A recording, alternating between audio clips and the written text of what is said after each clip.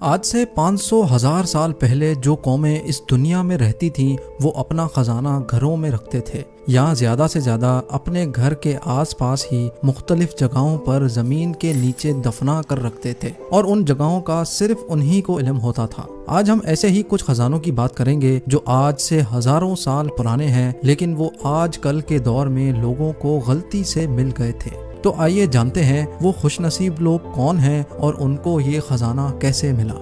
Number 1، Sweden کے شہر گوٹلینڈ میں ایک فلم کی شوٹنگ ہو رہی تھی۔ شوٹنگ کے دوران عملے کو غلطی سے ایک بہت پرانا خزانہ مل گیا۔ اس خزانے میں 150 پاؤنڈ چاندی، 50 پاؤنڈ پیتل اور بے شمار جیولری شامل تھی۔ ان میں زیادہ تر خزانہ سکوں کی صورت میں تھا۔ یہ خزانہ ایک ہٹ کے فرش کے نیچے چھپا ہوا تھا۔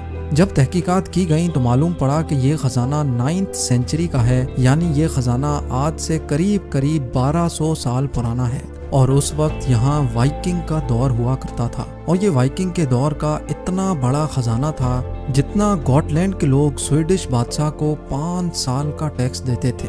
جس جگہ سے یہ خزانہ برآمد ہوا اس زمین کے مالک کو $2,40,000 انعام کے طور پہ دیے گئے، جو تقریباً 1,80,00,000 روپے بنتے ہیں۔ لیکن یہ مانا جاتا ہے کہ اس خزانے کی اصل قیمت اس سے کئی گنا زیادہ ہے۔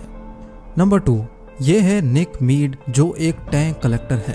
امریکہ میں اس کی کمپنی لوگوں کو مختلف ملٹری وہیکلز پر سواری کروا کر ان کا شوق پورا کرتی ہے۔ اسی مقصد کی وجہ سے نک اکثر پرانے ٹینکس خریدتا ہے اور ان کو ری فربش کرتا ہے۔ 2017 میں اس نے ایک پرانا ٹینک $40,000 میں خریدا۔ لیکن نک کو کیا پتا تھا کہ یہ ٹینک اس کی زندگی تبدیل کر سکتا ہے۔ نک نے اپنے میکینک کے ساتھ مل کر اس کو ری فربش کرنا اسٹارٹ کیا۔ جب باری فیول ٹینک کی آئی تو انہوں نے ٹینک کا پرانا فیول ٹینک نکال کر اس کو ریپیئر کر کے دوبارہ فٹ کرنا تھا، لیکن اس کے اندر سے حیرت انگیز طور پہ سونے کی اینٹیں برآمد ہوئیں۔ 5 سونے کی اینٹیں، اور وہ بھی بالکل پیور گولڈ۔ اس سونے کی قیمت اس وقت $12,00,000 تھی، جو تقریباً 90 کروڑ روپے بنتے ہیں۔ یہ تصور کیا جا رہا ہے کہ یہ گولڈ بار سولجرز کو عراق میں جنگ کے دوران کسی گھر سے ملی ہوں گی، جس کو فیول ٹینک میں محفوظ رکھنے کے لیے ڈال دیا گیا ہوگا، لیکن جس نے ڈالی ہوں گی وہ بھی شاید مارا گیا ہوگا۔ اس وجہ سے یہ راز اس فیول ٹینک میں ہی محفوظ رہ گیا۔ نمبر 3، ایسٹ انگلینڈ میں واقع ایک زمین کے مالک کا ہیمر کھیتوں میں کہیں گم ہو گیا۔ اس نے اپنے دوست ایرک لاز کو کہا کہ وہ اس کی زمین سے ہیمر ڈھونڈنے میں اس کی مدد کرے۔ ایرک لاز کے پاس ایک میٹل ڈیٹیکٹر موجود تھا، تو اس نے اس میٹل ڈیٹیکٹر کی مدد حاصل کرنا چاہی۔ اس کو اس بات کا بالکل بھی علم نہیں تھا کہ آج اس ہیمر کی تلاش اس کی زندگی بدل دے گی۔ ایک جگہ پر میٹل ڈیٹیکٹر نے بہت ہیوی سگنل دیا۔ جب وہاں کھدائی کی گئی تو وہاں سے ایک خزانے سے بھری پیٹی نکلی، جس میں 14,780 گولڈ کوائنز، سلور کوائنز اور 200 جیولری آئٹمز موجود تھے۔ ایرک لاز اور زمین کے مالک نے یہ خبر انگلینڈ کی گورنمنٹ کو دی۔ جب آرکیولوجسٹ آئے تو انہوں نے مزید 60 پاؤنڈز کے گولڈ کوائنز وہاں سے برآمد کیے، جن کی کل مالیت $50 ملین سے بھی زیادہ تھی، جو تقریباً 375 کروڑ روپے بنتے تھے۔ لیکن انگلینڈ کی گورنمنٹ نے ایرک لاز کو $2.3 ملین انعام کے طور پہ دیے، جو ایرک نے اپنے دوست کے ساتھ آدھے آدھے بانٹ لیے۔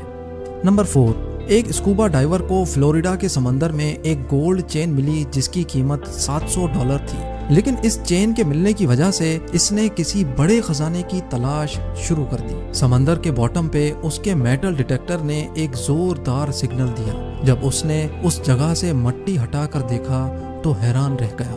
مٹی کے اندر پھنسے ہوئے تھے 50 خالص سونے کے سکے، جن کی قیمت $10,00,000 یعنی 7.5 کروڑ روپے تھی۔ یہ سونے کے سکے کم از کم 200 سال پرانے تھے۔ لوگوں کا ماننا ہے کہ اس سمندر میں طوفان کی وجہ سے کئی بحری جہاز ڈوب چکے ہیں۔ شاید یہ سونے کے سکے بھی ایسے ہی کسی بحری جہاز میں موجود تھے جو کسی حادثے کا شکار ہو کر سمندر کے اندر مٹی میں دھس گیا ہوگا۔ نمبر 5، جیمی اولیور دنیا کا مشہور و معروف شیف ہے۔ انہوں نے مینچسٹر میں ایک نیا ریسٹورنٹ کھولنا چاہا، جس کے لیے انہوں نے ایک پرانی عمارت خرید لی۔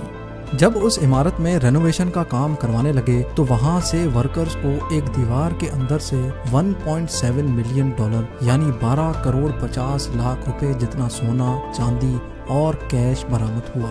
अब ये दीवार के अंदर से खजाना आया कहाँ से, इसकी भी एक दिलचस्प कहानी है। हुआ कुछ यूं था कि इस बिल्डिंग में किसी जमाने में एक बैंक हुआ करती थी जिसका नाम मिडलैंड बैंक था। इस बैंक में एक सिक्योर वॉल्ट था जहां लोग अपनी कीमती चीजें महफूज रखते थे।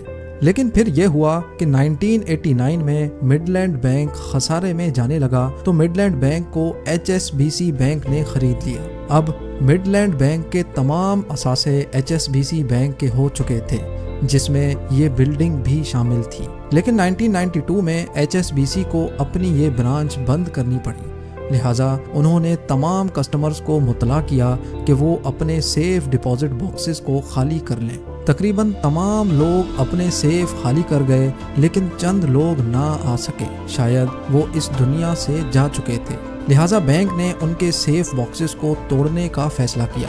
कई सेफ बॉक्सेस तोड़ दिए गए और उसमें से कीमती चीजें निकाल ली गई। लेकिन चंद बॉक्सेस ऐसे भी थे जिनको तोड़ने से बिल्डिंग को नुकसान पहुंच सकता था।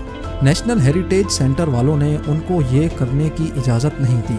इसी वजह से चंद बॉक्सेस को ऐसे ही छोड़कर HSBC बैंक ने ये बिल्डिंग खाली कर दी और 20 साल बाद जेमी ओलिवर के रेस्टोरेंट की रेनोवेशन के दौरान वो खजाना आखिरकार बरामद हुआ। लेकिन ये खजाना HSBC बैंक को वापस कर दिया गया।